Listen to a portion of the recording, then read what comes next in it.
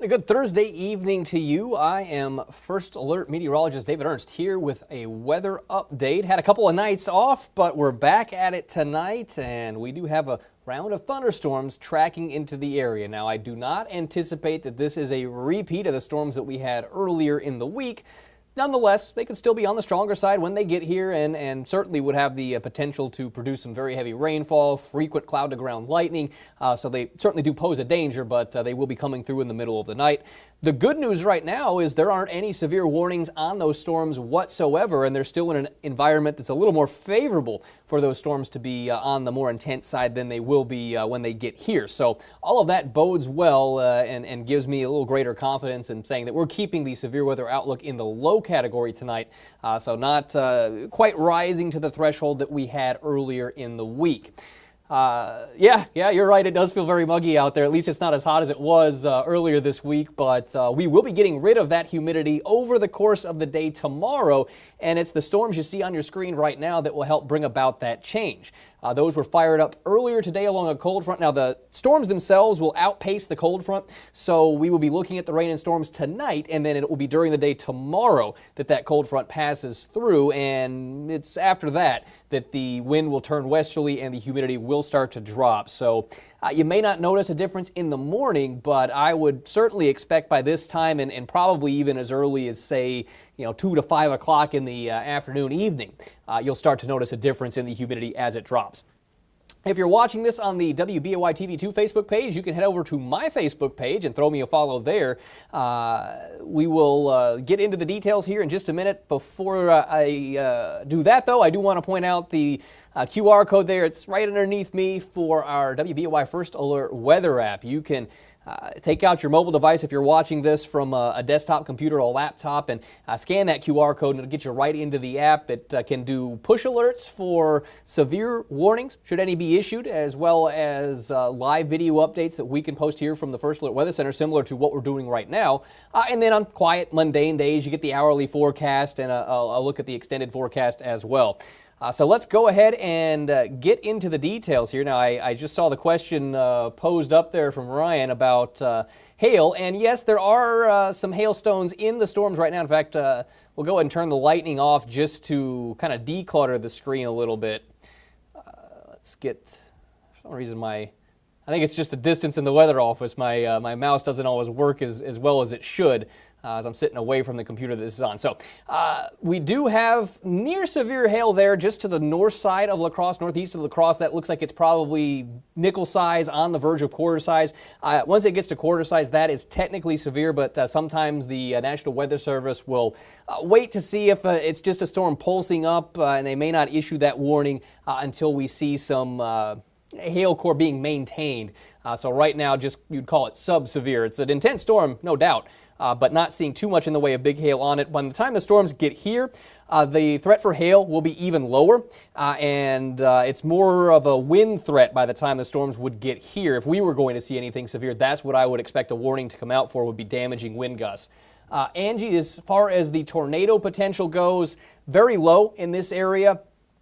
Earlier in the day, when these storms were back into Minnesota and far western Wisconsin, there was a little bit more wind shear in that area. We kind of lose that shear as those storms kick eastward.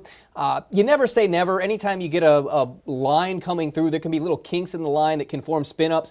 But this is not an event where you would anticipate tornado warnings being issued. It's always a possibility, a very low possibility. If you are familiar with Storm Prediction Center discussions, you may hear the term non-zero thrown around. So it's not a 0% chance, but it's very close to zero. So hopefully that helps you feel a little bit safer going into the night. I'm not saying that it could not happen completely, but the potential is very low that we would see anything spin up. And the fact that we don't have any warnings whatsoever, severe or tornado right now, certainly bodes well as these storms kick eastward, that we won't see them intensify any further simply because they're moving into an environment that is less favorable for those storms to maintain their intensity. So let's go ahead and take a wide view here, and you'll see that the most intense part of these storms are kind of shifting south. So earlier in the day, I'll get my pointer up here, we had a tornado warning on the east side of the Twin Cities, and as those storms got into northwestern Wisconsin, again, the environment turned a little less favorable, and so the storms themselves started to weaken. But you do notice down through La Crosse and into Iowa, we still do have the storms that are somewhat maintaining at least a decent level of intensity. Now, where you see, I'll go ahead and pause the radar here just to show you kind of what I was talking about when I say little kinks in the line. You can see a little kink right here where you have this part of the line bowing out, this part of the line is bowing out, and where those two segments meet, that's where you can see a little bit of enhancement with the wind shear, and so that's where you could have a spin-up tornado. But for the most part, I would not expect anything like that to transpire here tonight. We will have the potential for heavy rainfall. There'll be a lot of lightning as these storms get in, especially Fox cities and southward. But the threat for severe weather is low, and I would put the tornado risk even lower than that. So let's go ahead and jump on, and first I guess we'll see how closely Predictor is to the current solution, and then we can make some time adjustments from there in terms of when to expect these storms with computer model guidance. It had always been looking like it would be after midnight before the storms would get into areas to the west of the Fox Valley and kind of moving into the Fox cities around 2, 3, 4 o'clock in the morning, and that would put them lakeside sometime around 4 or 5 or so in the morning. But we'll go ahead and take a look at Predictor and see what the latest guidance has and see how well it matches up with the current scenario, and then we'll go from there. That's what I like to do, is kind of see what my computer models are showing initially, see if anything matches up to current, and then make any adjustments that might be needed. So it's 9:19, so you don't see the in-between times here, but I'll set my timestamp to 9:20, and let's see how, not too bad actually. So you'll notice that computer guidance kind of has a core of the storm activity right into La Crosse and just north of there. So again, bringing back the radar imagery, you will see that this is, again, not too far off from reality. The storm line itself, you've got a bout of intense, oops, clicked the wrong button there. Let's go ahead and bring this back in. Sometimes computers run a little slow when you need them to go fast. So let me get my pointer up. And you'll see right in through La Crosse, and then just north of there, just about into Oneida County, Vilas County for the northern end of that. And when you bring Predictor back up, I mean, it is really tough to argue with this, with that layout. So I would say Predictor has a very good handle on where the storms are right now. So let's go ahead and I'll close out the view that we're looking at. We won't save any changes because I didn't make any, and we'll go ahead and play this through time.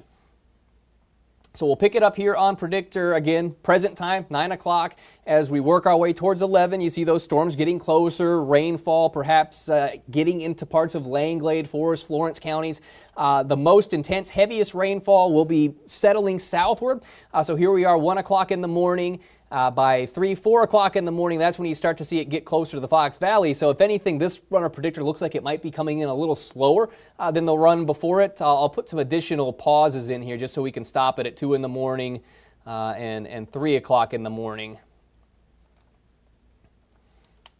So between 1 and 2, you see it getting into just the leading edge, making it into Marinette County, right through the Lakewood, kind of closer to mountain areas. Shawano just about to get into it. Should already have some rain into Waupaca, Waushara County, just starting to get into those Fox Valley counties, Outagamie and Winnebago with the light rainfall, with the core of the storm line itself just shifting through Waupaca and Shawano between 3 and 4 o'clock. And then here we go as we get towards 4 and 5 a.m. through the Fox Valley, off the Lake Michigan shoreline, and then on out over Lake Michigan. Over the course of the day Friday, clouds will be clearing on out and the humidity will be dropping. So I would say, given how Predictor is handling things right now and the weakening signature that it shows, I'm not expecting any severe weather in our area tonight. Yes, there might be some gusty winds, 35, 45 miles per hour. Certainly there'll be some heavy rainfall and lightning, but this is not going to be a repeat of some of those more intense storms we had earlier in the week. We will keep the severe weather outlook in the low category.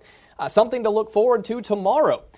Going to be a drop in the humidity. Earlier in the show here, we did have somebody asking or saying that it felt humid out, and it is. But tomorrow, we'll start to notice a drop. It will still be somewhat muggy through the lunch hour, and then our winds will turn westerly, and we see that humidity fall off. So by the late afternoon, evening time frame, it will be much more comfortable than it is right now.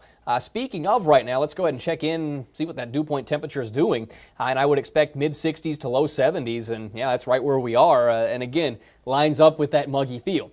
The actual air temperature right now is lower to middle 70s with a handful of 60s across our northern areas.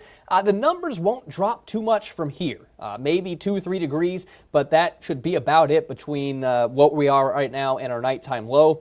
As we look ahead at tomorrow afternoon, again, you just saw in Predictor that we'll start with some cloud cover and even a few lingering rain showers early, but we'll be getting into mostly sunny skies for the afternoon. You see those temperatures upper 70s to lower 80s, but with low humidity, that should feel pretty nice. Now, let's look ahead at your extended forecast, and we're coming up on 9:30 here, so I do have to get something taped for our 24/7 weather channel. So I will be doing that and getting things lined up for the 10 o'clock news. So we've got Action 2 News starting at 10 o'clock here.